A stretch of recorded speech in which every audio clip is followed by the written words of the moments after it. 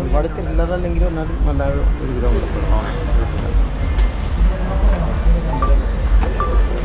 എന്തൊക്കെയാ മൂവി നന്നായിട്ടുണ്ടെന്നുള്ള എൻ്റെ അഭിപ്രായം. ഞാൻ ഡയറക്ടർ തന്നെയാണല്ലോ, അപ്പോൾ അതുകൊണ്ട് പൊതുവെ നല്ല അഭിപ്രായമാണ്.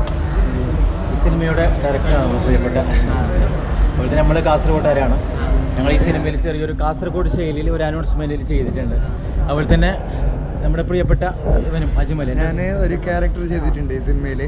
ഞങ്ങൾ ഒരു 5ഓളം വരുന്ന ചെറുപ്പക്കാരുടെ ഒരു കഥയുണ്ട് ഈ സിനിമയിൽ.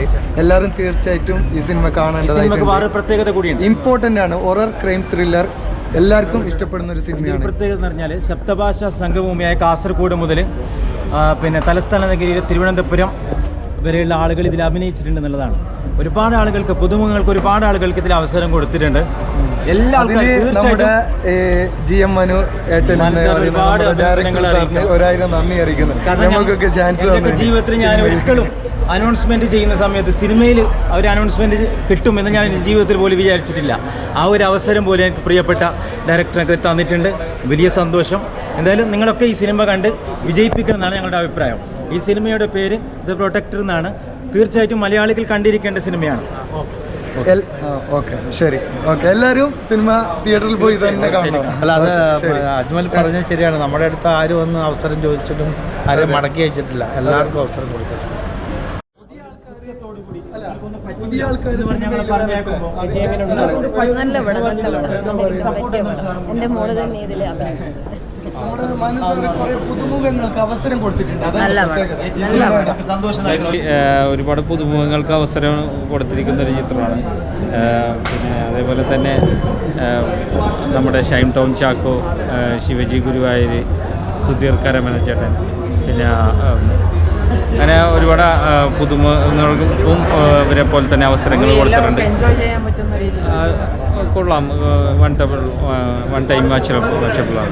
പ്രോജക്റ്റ് റെഡിയാക്കിയത് തന്നെ റോബിൻസ് നമ്മുടെ ഒരു ഇതായിരുന്നു, ഫ്രണ്ടായിരുന്നു പഴയ കാലം തൊട്ടുള്ള കേട്ടോ. മണിച്ചേട്ടനെ മുൻപിച്ച് കൊടുത്തതും എല്ലാം റെഡിയാക്കിയതും ഒക്കെ അതിൻ്റെ ഒരു സ്ട്രാറ്റജി അങ്ങനെയായിരുന്നു. എല്ലാം ഭംഗിയായിട്ടുണ്ട്, വളരെ നന്നായിട്ടുണ്ട് അല്ലേ. എല്ലാവരും ഈ സിനിമ തിയേറ്ററിൽ പോയി തന്നെ കാണണം. ഇത് കേരളത്തിലുടനീളം ഈ സിനിമ റിലീസായിട്ടുണ്ട്. അതുകൊണ്ട് എല്ലാവരും സിനിമ തിയേറ്ററിൽ പോയി തന്നെ കാണണം. ഹൊറർ ക്രൈം ത്രില്ലറാണ്. നന്ദി, നമസ്കാരം. ഓക്കെ. ഷൈൻ ചേട്ടനൊക്കെ പെർഫോമൻസ് ചെയ്യുന്നുണ്ടായിരുന്നു. ഷൈൻ ചേട്ടനായിട്ട് നല്ലൊരു അടുപ്പമായിരുന്നു. ഞങ്ങൾ 2 സീനിൽ ഒന്നിച്ച് വർക്ക് ചെയ്യാൻ പറ്റി. അതേപോലെ ഈ നായികയുടെ ഫ്രണ്ട്സായിട്ടാണ് ഈ സിനിമയിൽ ഞങ്ങൾ അഭിനയിച്ചിട്ടുള്ളത്. അതുകൊണ്ട് ഞങ്ങൾക്ക് ആ ലൊക്കേഷൻ സമയത്തൊക്കെ നല്ലൊരു അങ്ങോട്ടും ഇങ്ങോട്ടും എല്ലാവരും നല്ലൊരു സൗഹൃദമായിരുന്നു. അത് മറക്കാൻ പറ്റാത്തൊരു അനുഭവമാണ്. ഷെയ്ൻ ടോം ചാക്കോ ഏട്ടനായാലും ഞങ്ങളോട് നല്ലൊരു സഹകരണമാണ് ഉണ്ടായത്. അപ്പോൾ എല്ലാവരും തിയേറ്ററിൽ പോയി തന്നെ ഈ സിനിമ കാണണം. ദ പ്രൊട്ടക്ടർ എന്ന് പറയുന്ന സിനിമ കണ്ടിറങ്ങിയാണ്. ഇതിലേറ്റവും വലിയ വിഷമം എന്ന് പറയുന്നത് നമ്മുടെ സിനിമയിലെ നായകനായ ഷെയ്ൻ ടോം ചാക്കോ, അദ്ദേഹത്തിൻ്റെ അച്ഛന് ചെറിയൊരു അപകടത്തിൽ മരണപ്പെട്ടു പോയി. അദ്ദേഹത്തിന് കൈക്ക് പരിക്കേറ്റ് കിടക്കുകയാണ്. ഈ സിനിമ കാണാൻ അദ്ദേഹത്തിന് വരാൻ വേണ്ടി പറ്റിയിട്ടില്ല എന്നുള്ളതും ഏറെ വേദനാജനകമായ ഒരവസ്ഥയാണ്.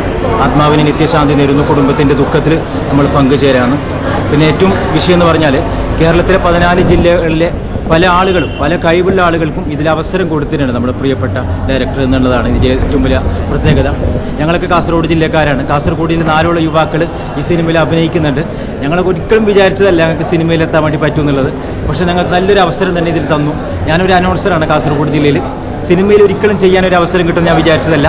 അവരെനിക്കൊരു ചെറിയൊരു അവസരം അതിൽ തന്നിട്ടുണ്ട്. ചെറിയൊരു ഭാഗം മാത്രമേ ഞാനുള്ളൂ. എന്തായാലും വലിയ സന്തോഷം. തീർച്ചയായിട്ടും മലയാളികളെല്ലാം കാണേണ്ട ഒരു സിനിമയാണ്.